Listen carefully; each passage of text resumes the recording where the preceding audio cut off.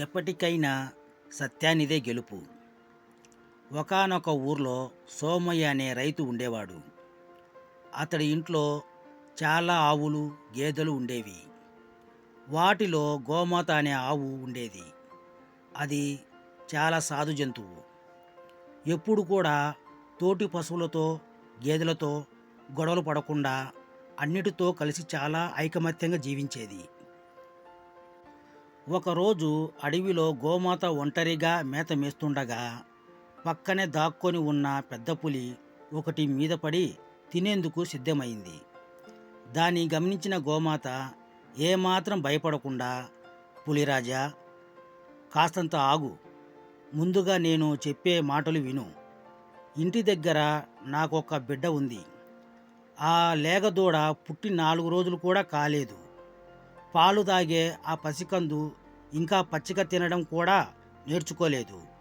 నీవు దయదలిచి నన్ను విడిచిపెట్టినట్టయితే నా బిడ్డకు కడుపు నిండా పాలు ఇచ్చి వచ్చేస్తాను. ఆ తరువాత నువ్వు నన్ను తీరిగ్గా తిందువు గాని అని చెప్పింది. గోమాత మాటలు విన్న పులి పెద్దగా నవ్వి, ఆహా, ఏమి మాయ మాటలు చెబుతున్నావు? ఇంటికి వెళ్ళి బిడ్డకు పాలు ఇచ్చి తిరిగి వస్తావా? అడవిలో ఉన్నంత మాత్రాన నాకు తెలివి లేదనుకోకు. నేనేమి ఎర్రిదాన్ని కాను అని కోపంగా సమాధానం ఇచ్చింది. ఓ పులిరాజా, నువ్వు అలా అనుకోవడం సరికాదు. నేను అబద్ధాలు చెప్పేదానిని కాను. ఒక్కసారి మాట ఇచ్చి తప్పితే ఆ బ్రతికి ప్రయోజనం లేదు. అలాంటి వారికి ఎప్పటికైనా చావు తప్పదు. ఆకలిగొన్న నీకు ఆహారమై తృప్తి కలిగిస్తే మంచిదే కదా. నీకు ఉపకారం చేసిన దానవుతాను. అయితే ఒక్కసారి నా బిడ్డను చూసి ఆకలి తీర్చి రావాలన్నదే నా చివరి కోరిక అని చెప్పింది గోమాత.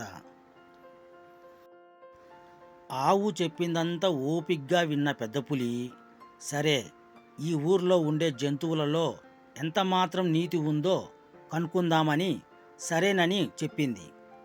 దీంతో పరుగున ఇంటికి వెళ్ళిన గోమాత తన బిడ్డను తనివి తీర చూసుకొని కడుపు నిండా పాలిచ్చింది.